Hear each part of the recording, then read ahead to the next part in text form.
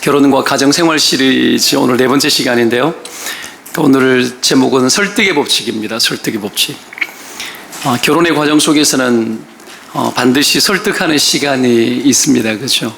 결혼한 분들 이 설득의 과정을 잘 통과해서 오늘 여기까지 오게 되셨다고 생각되는데, 이 설득에 성공을 하면 결혼의 복을 누리지만 이 설득에 실패하면 큰 아픔을 경험합니다. 그렇죠? 잔인한 아픔을 경험하게 되죠.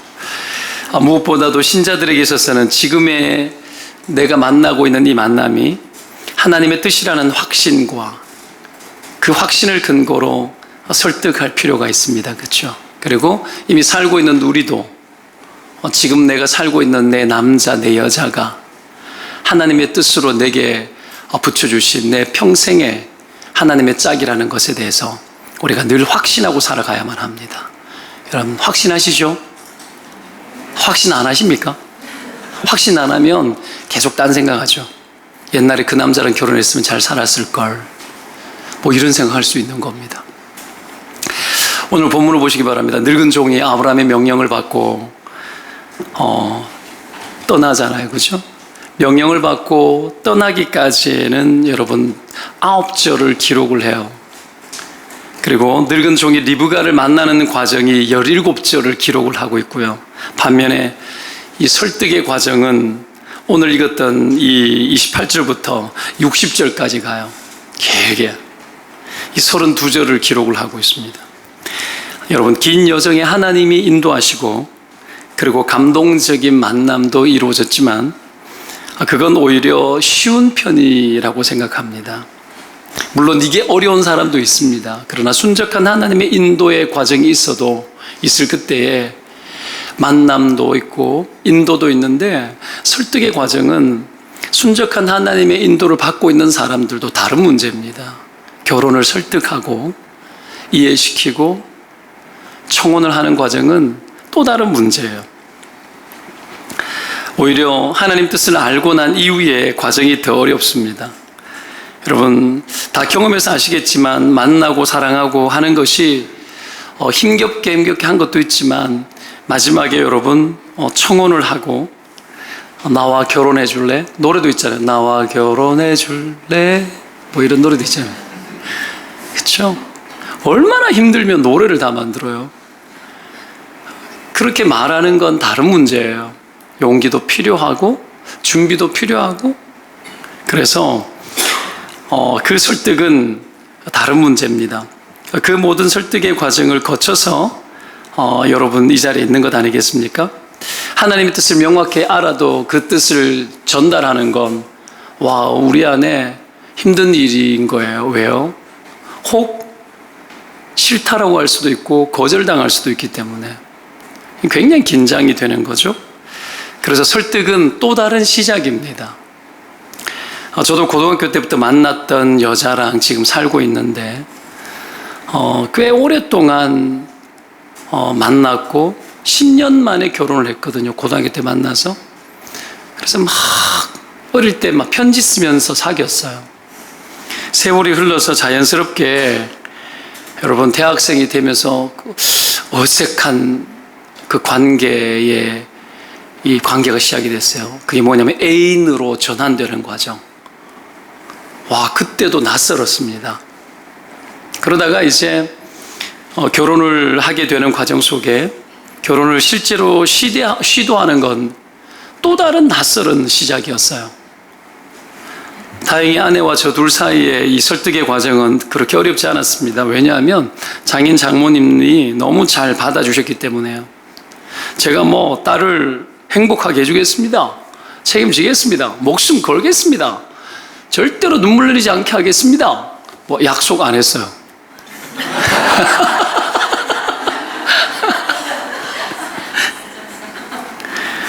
그렇게 설득하지 않았습니다.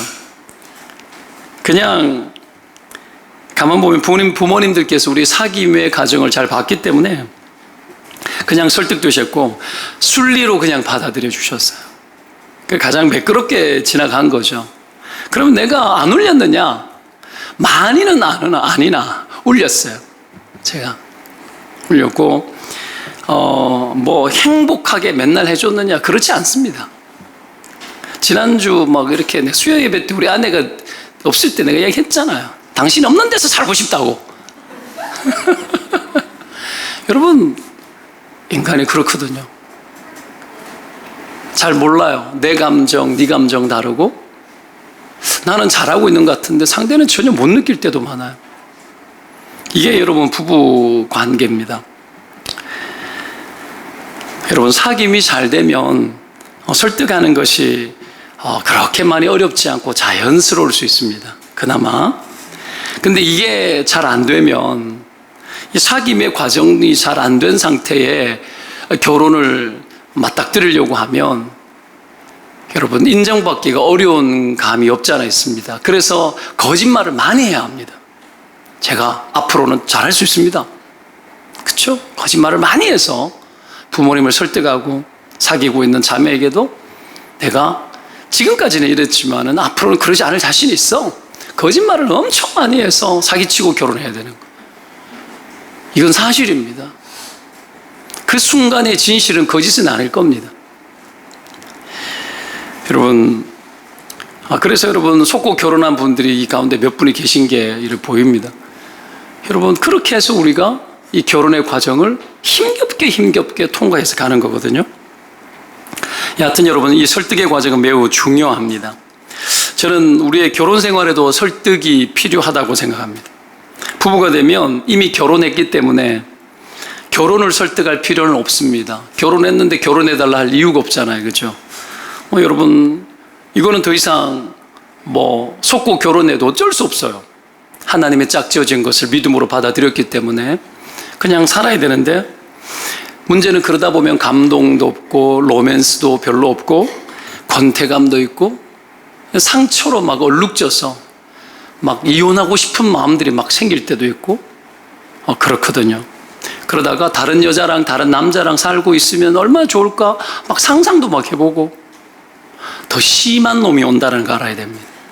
절대로 여러분, 우리의 인생이 특별한 어떤 이유가 있지 아니하면 지금 나의 짝들과 함께 동거동락하는 것이 하나님이 가장 우리에게 은혜 베푸기 좋은 여러분 관계의 환경이라는 걸 여러분 믿으셔야 합니다. 믿으시기를 축원드립니다. 절대로 여러분 딴 생각을 하면 안 돼요. 여하튼 그럴지라도 여러분 결혼 생활에도 이 설득의 과정이 필요하다라는 걸 알아야 됩니다. 뭘 설득을 하는가? 이게 뭐냐면 나와 결혼해 주세요. 내가 정말 잘할게요. 이게 아니고 이건 결혼 전 설득이잖아요. 이게 아니라 내가 이렇게밖에 못하는데도 나와 결혼해줘서 나와 살아줘서 너무 고마워.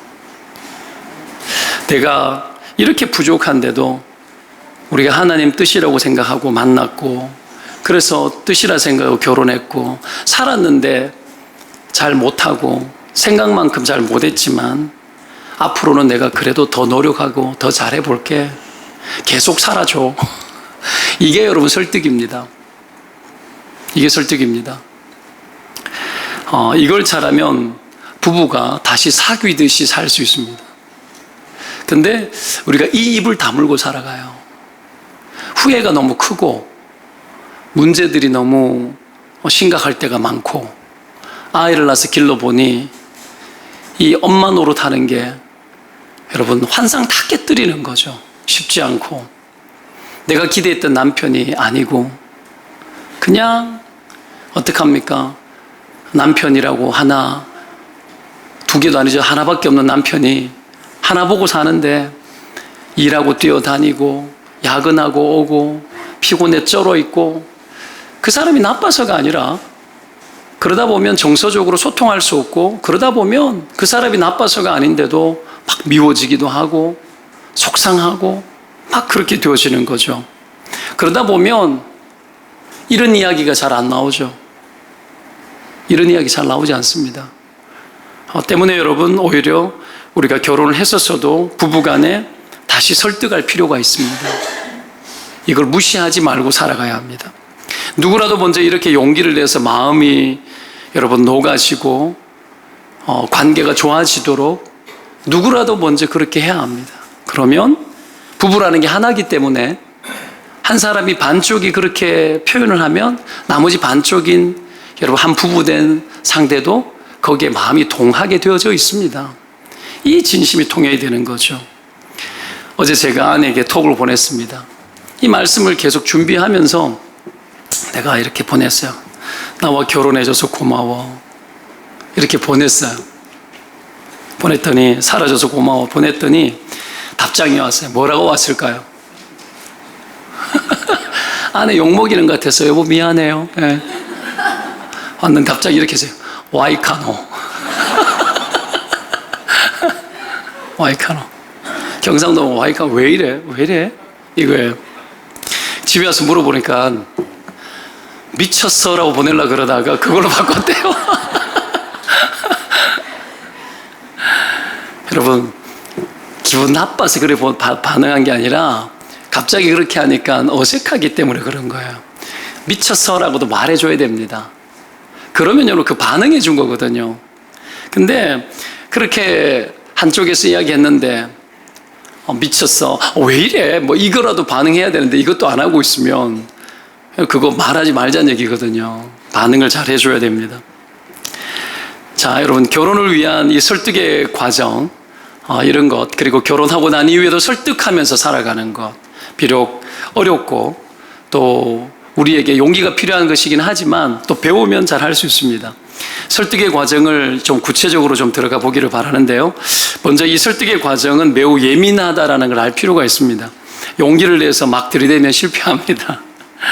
때문에 오늘 늙은 종에게 우리가 좀 배워야 합니다. 이 늙은 종이 어떤 노련함과 어떤 설득을 위한 이 방법을 가지고 다가서는지 이 늙은 종의 설득의 법칙을 잘 배우고 또 이걸 자녀들에게 잘 가르쳐야 합니다. 저도 교육을 좀 앞으로 좀 구체적으로 할 생각입니다. 여자를 만났을 때 어떻게 해야 되는지 그리고 때가 찼을 때 남자가 어떻게 설득의 용기를 내어서 설득의 법칙을 가지고 다가서야 될지에 대해서 아버지가 자식들에게 가르치고 그렇죠? 엄마가 자식들에게 가르쳐야 합니다. 이걸 안 하니까 저들끼리 막 배우고 자기들끼리 네이버에서 막 배우고 뭐 아니면 책에서 배워야 되는데 부모가 경험했던 것들을 잘 정리해서 주는 것보다도 더 큰 교훈이 없습니다. 그래서 우리에게 그런 책임이 있습니다. 그래서 잘 배우고 우리 자녀들에게도 잘 가르쳤으면 좋겠어요. 첫 번째가 뭐냐면 이 설득을 위해서 해야 될 첫 번째가 뭐냐면 우선 순위와 함께 흐름을 주도하는 겁니다. 좀 다르게 표현해 볼게요. 흐름이 있을 때에 그 흐름 안에 그 흐름이 계속 지속되도록 유지할 수 있는 힘이 필요합니다. 흐름. 늙은 종은 리브가에게 금 코걸이와 손목걸이를 선물로 줍니다. 그렇죠? 이게 어느 정도냐 하면 상당히 비싼 정도입니다. 금 한 돈이 3.75g이더라고요. 리브가에게 금 코걸이 반세겔과 손목걸이 10세겔을 줬는데 한 세겔이 11.4g이에요. 한 세겔이. 그러니까 코걸이는 금 2돈 가까이 되는 거예요. 손목걸이는 금 30돈쯤 되는 겁니다. 이게 뭐 이렇게 18K였겠습니까? 순금이거든요. 그럼 지금 돈으로 얼마 정도 되느냐 하면 한 22만 원 계산돼 보면 견자계산기 두드려 봤어요 제가. 700만 원이 넘어요. 그걸 여러분 그 자리에서 준 거예요. 샤넬 백을 하나 받은 거야. 지금 샤넬 백을요. 샤넬 백이 뭐 제일 비싸다면서요. 저는 잘 모릅니다. 우리 아내가 가르쳐줬습니다. 하여튼 비싸다고. 여러분 이것 또한 어떤 겁니까? 액센트를 준 거예요. 주도성이죠. 물론 예를 갖춘 겁니다.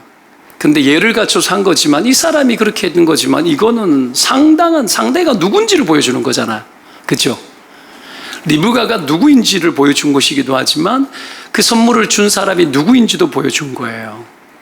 이런 것들이 여러분 흐름을 잡는 겁니다. 흐름을. 자, 여하튼 너무 좋은 신부감을 만나보니 아브라함의 동생의 후손이었습니다. 이 늙은 종 안에 확신과 감동이 일어났죠. 그래서 이 선물을 줬고요. 그래서 27절에 늙은 종이 여호와를 찬송하고 사랑과 성실로 여호와께서 인도하셔서 주인의 동생의 집에 이르렀다라고 그렇게 하나님께 기도합니다. 리브가가 이걸 다 봤어요. 다 보고 다 들었어요.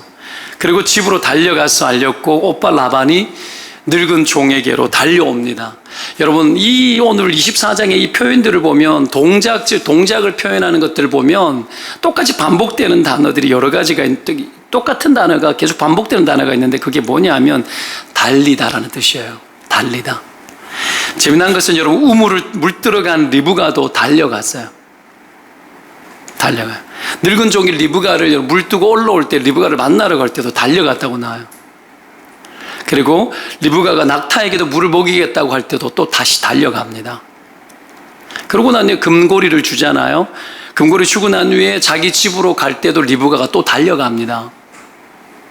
그리고 삼촌이 아니죠. 누굽니까? 이 라반, 오빠 라반이 늙은 종에게 다시 나올 때도 달려서 와요.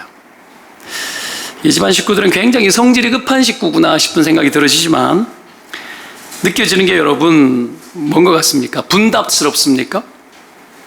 뭔가를 여러분 보면 집중하는 것 같고 뭔가를 보면 놓치지 않는 어떤 힘 같은 것들이 느껴졌어요. 저는 보면서 이 하나님의 어떤 인도하심 속에 이들이 굉장히 순발력 있게 대처하고 움직임이 민첩하고 굉장히 빠르다는 걸 알 수 있어요. 뭔가를 놓치지 않고 있는 거예요.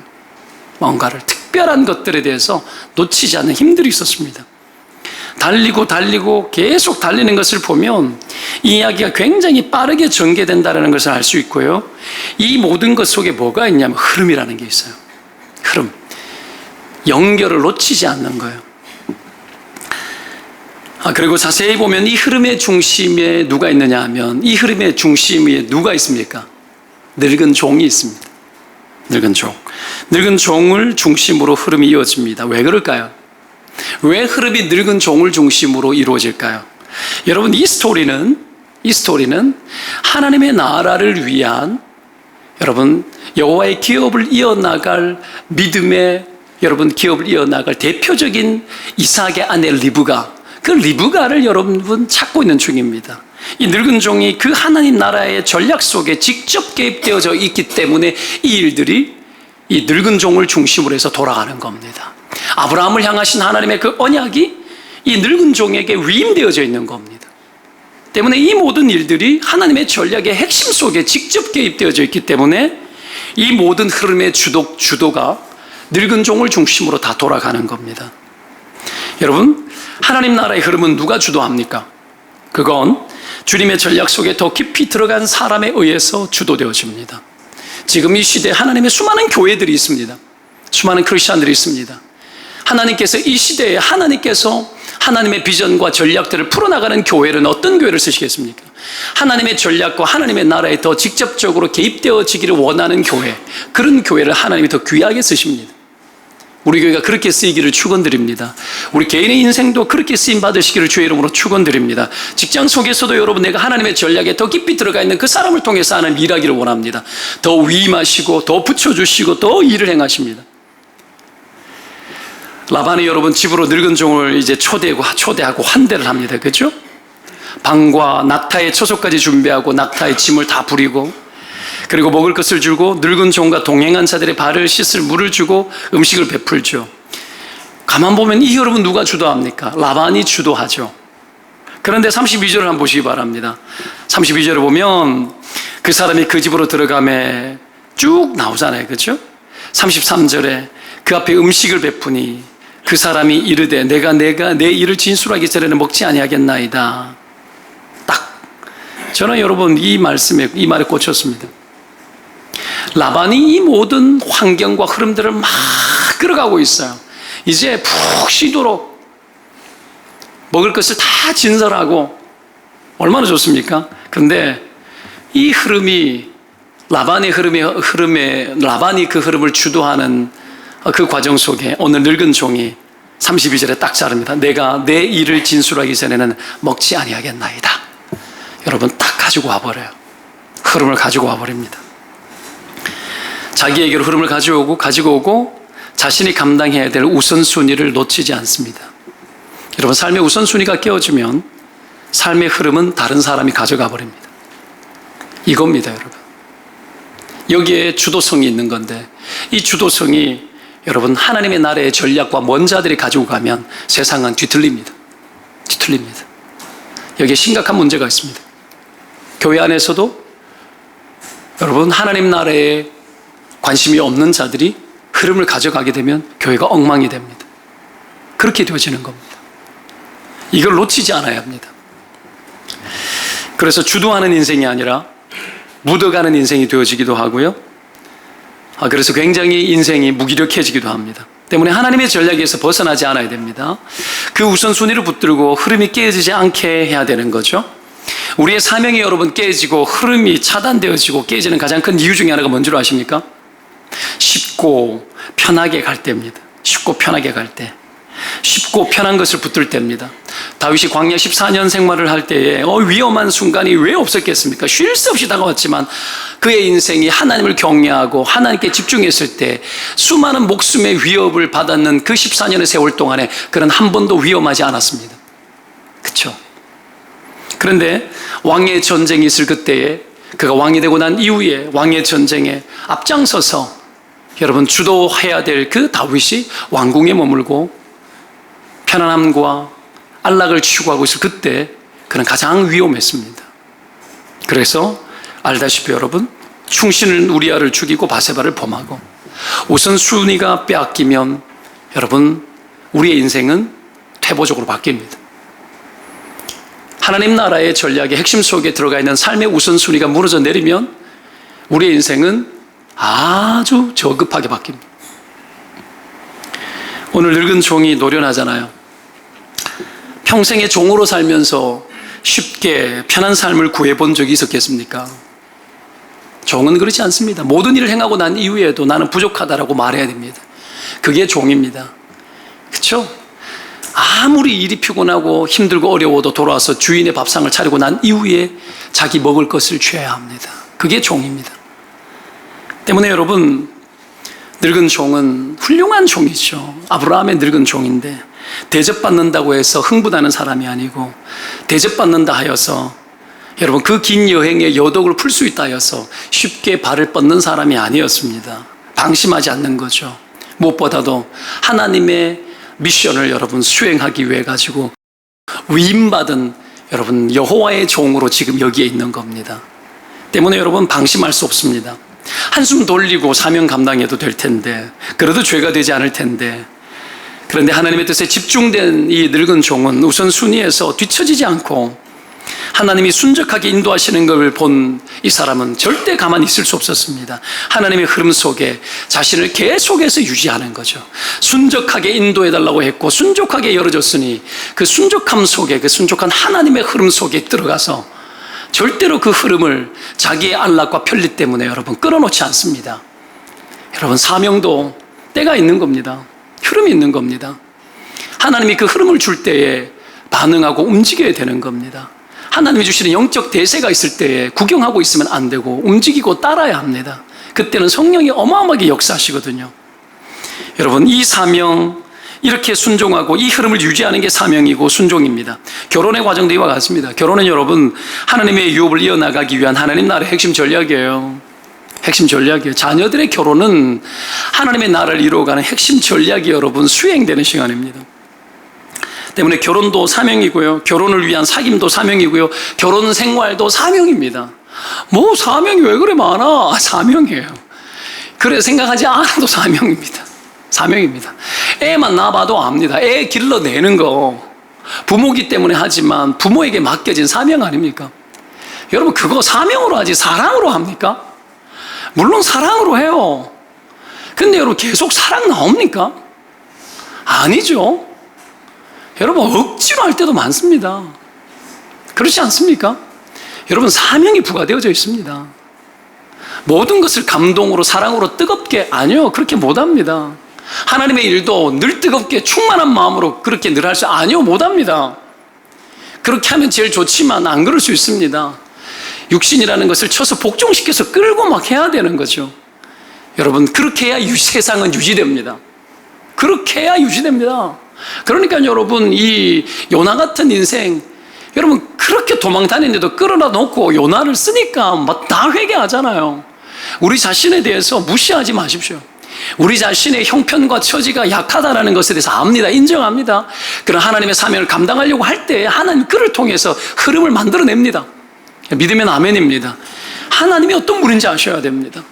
정말 살아서 역사하는 분이고, 여러분 우리의 처지와 우리의 한계를 알고도 우리 통해서 어마어마하게 일할 것을 하나님께서는 요청하고, 그 흐름 속에서 우리가 살기를 하나님께서 원하십니다. 결혼 생활도 사명이고, 그 어떤 것보다도 결혼 생활과 결혼, 이것은 우리의 우선순위입니다.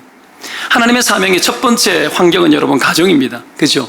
때문에 가정 속에 하나님의 이 흐름이 있어야 되고, 그 흐름을 가지고 가정 속에서 가야 합니다. 9월 달에 여러분 아빠 학교 하고, 내가 이거 하겠나 싶은데 그래도 하려고 마음먹었습니다. 그래서 빠담빠담 9월 달에 모집해서 10월 달부터 하려고요.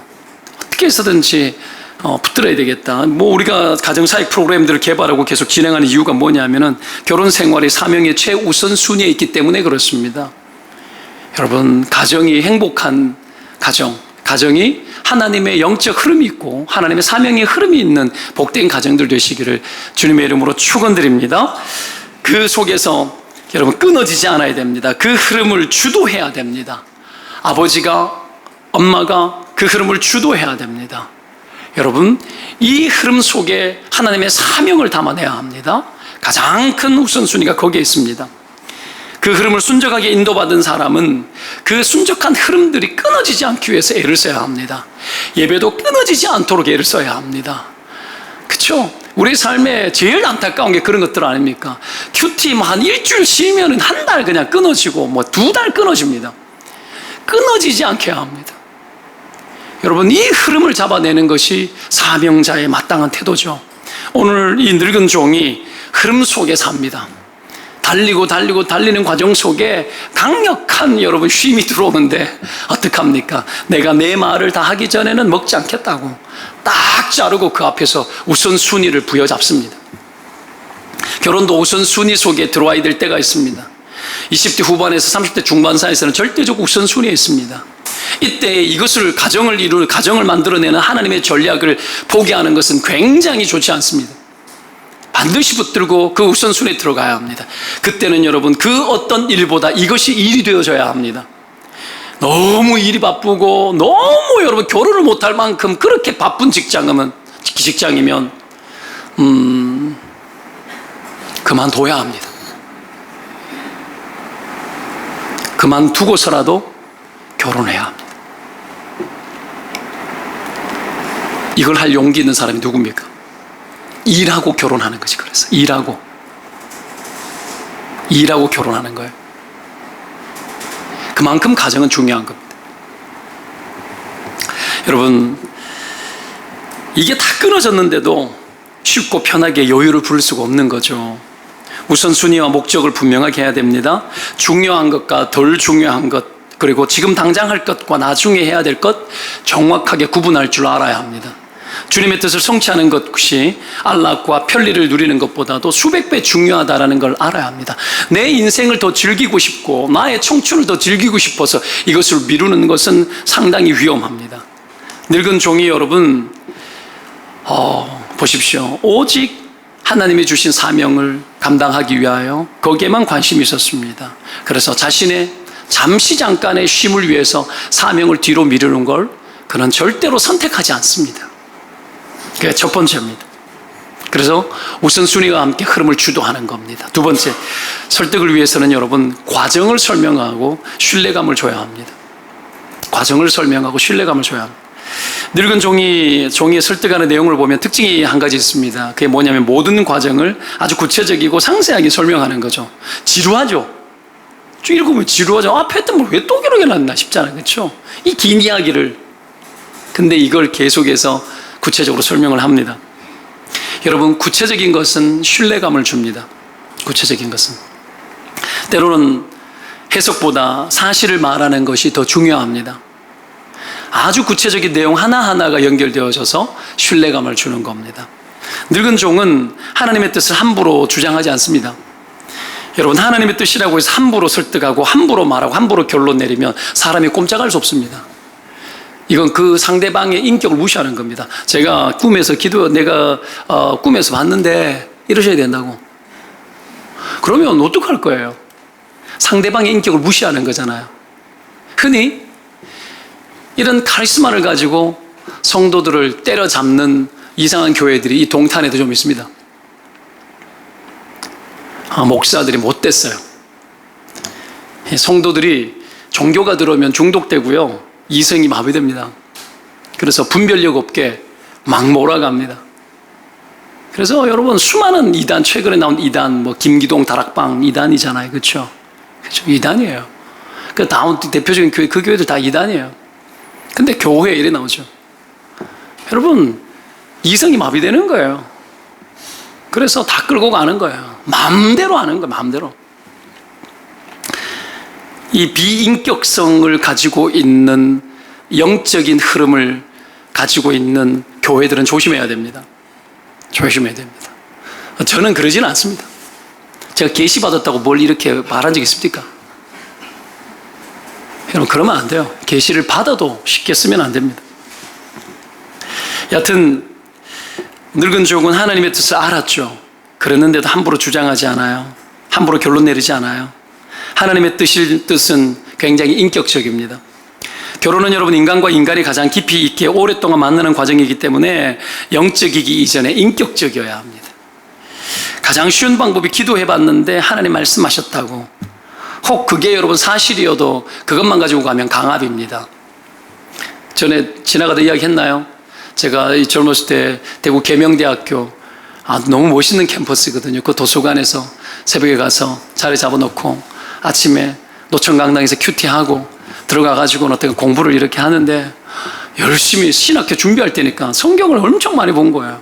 어느 날 어떤 자매가 딱 나타나더니만, 그때 와이프하고 잘 나가고 있을 때인데 어느 날 자매가 딱 나타나서는 그냥 잠시 보자고 그래서 낯설어서 봤죠. 봤더니 자기가 기도해봤는데 내하고 자기하고 사결하는 하나님의 뜻이 떨어졌다를.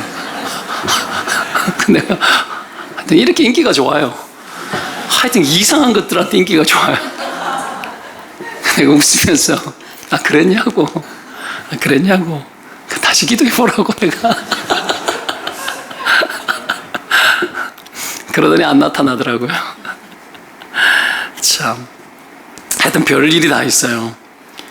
어떡할 걸. 근데 여러분, 인격성이 덜 발달된 사람이 자기 인생을 커버하기 위해서 그쪽으로 쏠립니다.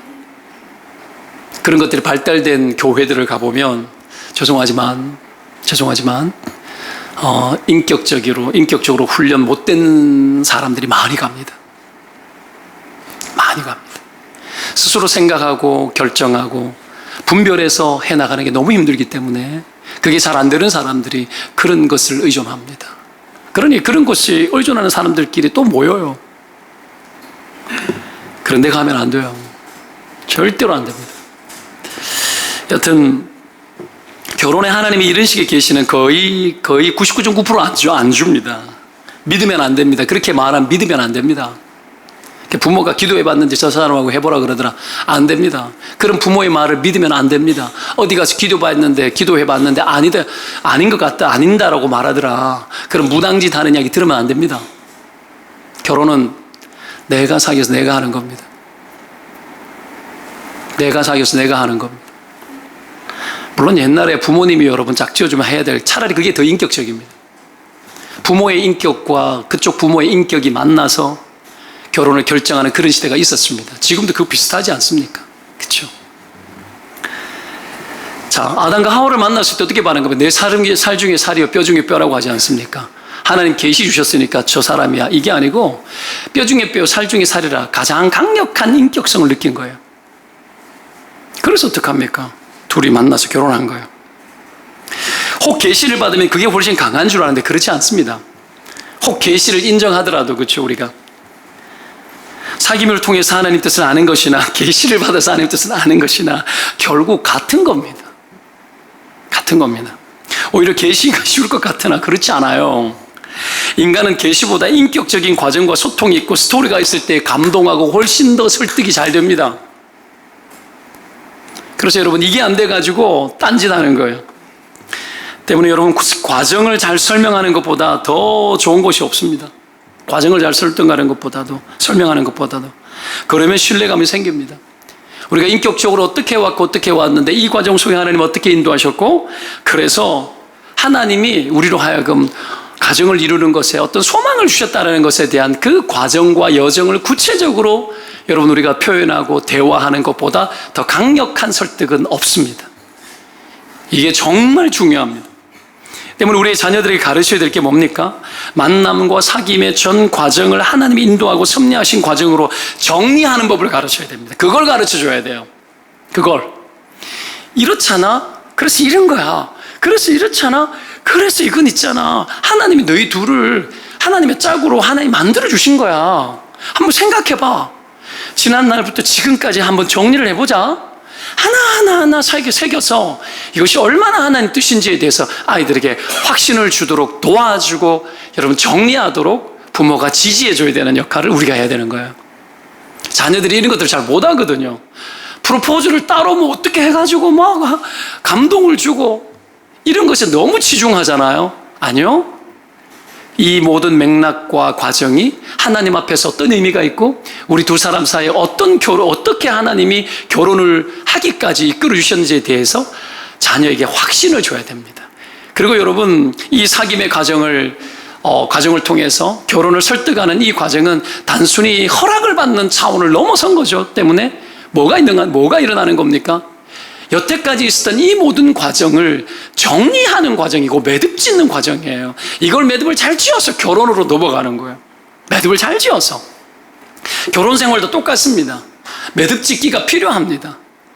하나님의 뜻을 우리가 만나서 결혼해서 여기까지 와서 하나님이 자녀를 주시고 이렇게 힘들게 살면서 이 동탄까지 오고 집을 사가지고 여기까지 오면서 우리가 여기까지 오고 교회를 만나고 힘든 일도 많았고 어려운 일도 많았고 아직도 끊어지지 않았지만 여기까지 하나님이 이끌어주신 우리의 결혼 생활이 얼마나 하나님의 선한 뜻 가운데 있었느냐에 대해서 정리하고 매듭 지어야 돼요. 정기적으로 매듭 지어야 돼요. 그러면 다시 시작할 수 있습니다. 결혼 생활을 다시 시작하게 되는 거예요. 이런 과정들을 우리는 잘 안 합니다, 사실은요. 저도 아내하고 이런 거 잘 안 합니다. 저도 이것을 성경을 계속 묵상하고 여러 연구하고 하면서 하나님 주시는 어떤 생각들이 이런 거였구나. 저도 배우게 됩니다. 그래서 어제 카톡을 보낸 거예요. 이거 해야 되는 일이었네. 하고 또 보낸 거예요. 결혼해줘서 고맙다고. 살아줘서 고맙다고. 여러분 이런 정리하는 것들이 필요합니다. 결혼한 부부의 생활도 결혼을 여러분 준비하고 있는 우리의 자녀들도 앞으로 우리 아이들도 부모가 그렇게 살아가는 모습을 통해서 똑같이 배워나가도록 우리가 여러분 가르쳐줘야 되는 거겠죠? 자, 이게 두 번째입니다. 세 번째 설득을 위해서는 우유부단을 깨고 여러분 용기를 내야 합니다. 우유부단을 깨고 용기를 내야 합니다. 이거 되게 중요합니다. 제가 청년들에게 제일 많이 가르친 것 중에 하나가 이 부분입니다.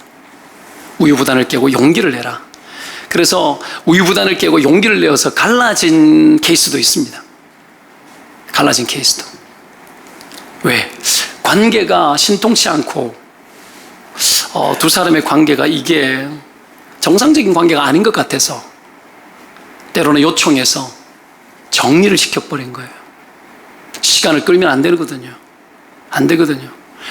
두 사람 다 우유부단하게 상호 의존하는데 하나님 뜻이 아닌 의존을 하면서 정서적으로 달래기만 하고 살아가는 이렇게 만나고 있는 그런 청년들이 있습니다. 그래서 결혼이라는 프로포즈의 과정을 좀 강렬하게 여러분 시도하도록 툭 던져버리는 거예요. 던져버리면 거기에서 정리가 돼요.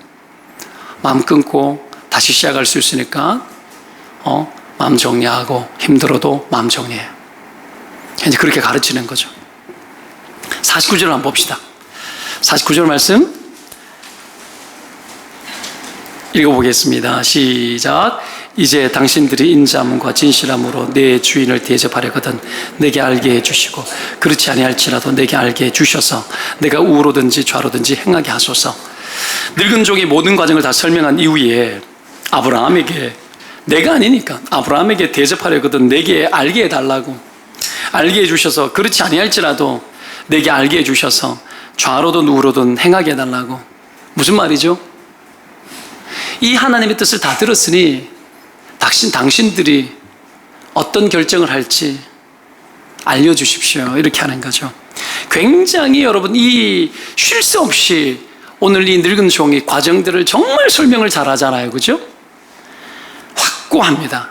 근데 여러분, 마지막에 이 49절 말씀 굉장히 부드럽지 않습니까? 다 들었으니 하나님의 뜻이 뭔지 알겠죠? 하나님 뜻이에요. 리브가 하나님 뜻이니까 보내달라고. 이렇게 하지 않아요. 그게 너무나 당연한 하나님의 뜻임에도 불구하고 굉장히 부드럽게 이야기합니다. 모든 선택은 당신들이 결정하는 몫이라고 자연스럽게 던져줍니다. 끝까지 인격적이죠? 근데 보십시오. 그렇지만 오늘 이 늙은 종이 이렇게 한 것이 우유부단해 보입니까? 전혀 아니죠. 말해달라는 거죠. 여러분, 확고합니다.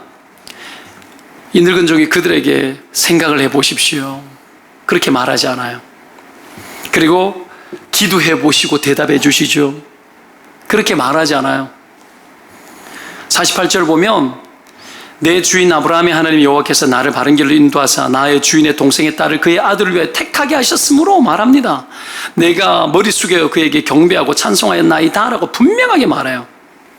적어도 이 만남의 과정 속에서 늙은 종에게 있어서는 하나님 뜻이 너무나 분명했습니다. 그것을 가감없이 용기 있게 말했어요. 하나님 뜻을 말했어요. 혹 상대가 불편할 수 있으니 여러분, 수위를 조절하지는 않습니다. 있는 대로 이야기를 합니다. 여러분, 늙은 종이요, 우유부단하지 않아요. 많은 사람들이 우유부단합니다. 청년들이 결혼할 때 우유부단한 경우를 많이 봅니다. 그렇죠? 아브라함에게 만약에 돌아오지 않으면 어떡할까요? 딱 질문하잖아요. 이 늙은 종은 우유부단하지 않습니다. 많은 청년들이 우유부단해서 거절당할까 용기가 없어요. 특히 요즘 젊은 남자들 같은 경우에는 결혼이 늦어지는 많은 이유 중에 하나가, 그렇죠, 사회 진출이 늦어지고 직장 취업이 늦어지고 하다 보니 결혼이 늦어지는 거예요. 또 어떡합니까? 뭐라도 하나 장만해놓고 해야 되잖아요. 그러니까 결혼이 자꾸 늦어져요. 용기가 사라져요. 용기가. 이 용기를 다시 일으켜줘야 돼요. 가진 것도 많이 없지만 가능성 있고 믿음 있고 성실하고, 그러면 어떡합니까? 내가 이렇게 부족하지만 둘이 힘을 합쳐서 살면은 나 얼마든지 책임질 수 있으니까, 야, 나와 결혼해 줄래? 여러분, 이럴 수 있도록 가르쳐야 돼요. 근데 눈치만 보고 어떻게 해요? 제발 나를 설득해달라고 여자들이 기다리고 있는데 남자들이 우유부단하고 의기소침한 경우들이 진짜 많습니다. 그래서 말 못하는 거예요. 이걸 말하게 해줘야 됩니다. 결혼을 늦추면 안 돼요. 늦어지게 만들면 안 됩니다. 여러분, 남자 나이 27, 여자 나이 25만 돼도 지금도 결혼할 수 있습니다. 와, 내 청춘 어떻게 하겠냐 이런 생각 들 수 있지만, 여러분, 결혼은 용기 있는 자가 하는 것입니다. 자, 여하튼 이런 우유부단함을 깨뜨려야 되는데요. 이 우유부단함 때문에 여자가 속이 터지는 거예요. 대부분 프로포즈하고 그렇게 하는 것은 남자의 몫입니다. 아직까지는.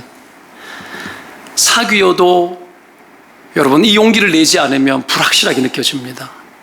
여자가 마음을 정할 수 있도록 여러분, 우유부단함을 깨뜨리고 다가야 되는 거예요. 지금까지 하나님 인도하셨고, 내가 부족하지만 너를 책임지겠다. 나와 결혼해달라. 너와 함께라면 내 인생을 내가 걸 수 있다. 정말 거짓말이라도 내 목숨을 걸어서라도 내 너 붙들고 함께 잘 살아보겠다. 그렇게 하는 거죠, 여러분. 이걸 가르쳐야 됩니다. 여러분, 좌로든 우로든 나로 하여금 행하게 해달라. 그래야 되는 겁니다. 용기 있게. 좌로든 우로든 행하게 해달라. 네가 만약에 원하지 않으면 나는 물러나겠다. 이런 배짱이 없습니까? 여러분, 이 용기를 내도록 만들어야 돼요.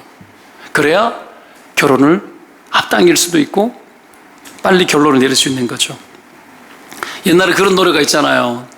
나는 못난이라는 노래 아십니까? 딕 패밀리가 불렀던. 알아요? 아시는, 웃는 분은 알아요. 해도 잠든 밤하늘에 작은 별들이, 뭐 그 노래 알잖아요. 모르십니까? 소곤대는 너와 나를 흉보는가 봐. 설레이며 말 못하는 나의 마음을 용기 없는 못난이라 흉보는가 봐. 랄랄라. 이 랄랄라가 아니야, 이게 지금. 이게 랄랄라 할 이야기가 아니에요. 이 시대의 것과 물론 서정적인 이야기이긴 하지만 여러분, 용기가 필요합니다. 용기가 필요합니다. 우유보단함을 깨면 상대도 용기를 냅니다. 결혼은 여러분, 용기를 내서 하는 겁니다. 그런 겁니다. 결혼은 집을 준비되었을 때 하는 게 결혼이 아닙니다. 결혼이라는 것이 내가 충분히 먹여 살릴 수 있을 만큼 모든 것이 퍼펙트하게 준비되어져 살 수 있는 게 결혼이 아닙니다. 그렇지 않습니다. 내가 확고할 때 상대방도 마음을 정합니다. 누구든지 이 용기를 내야 되는 거죠. 오늘 늙은 종이 중매쟁이로 있지만 이삭이 직접 하는 것보다도 더 잘하고 있지 않습니까? 여러분, 이래야만 하는 겁니다. 때문에 우리의 자녀들에게 가르쳐야 될 게 있습니다. 결혼의 과정 속에서 반드시 용기를 내게 해야 됩니다. 거절에 대해서 두려워하지 말라고 가르쳐야 됩니다.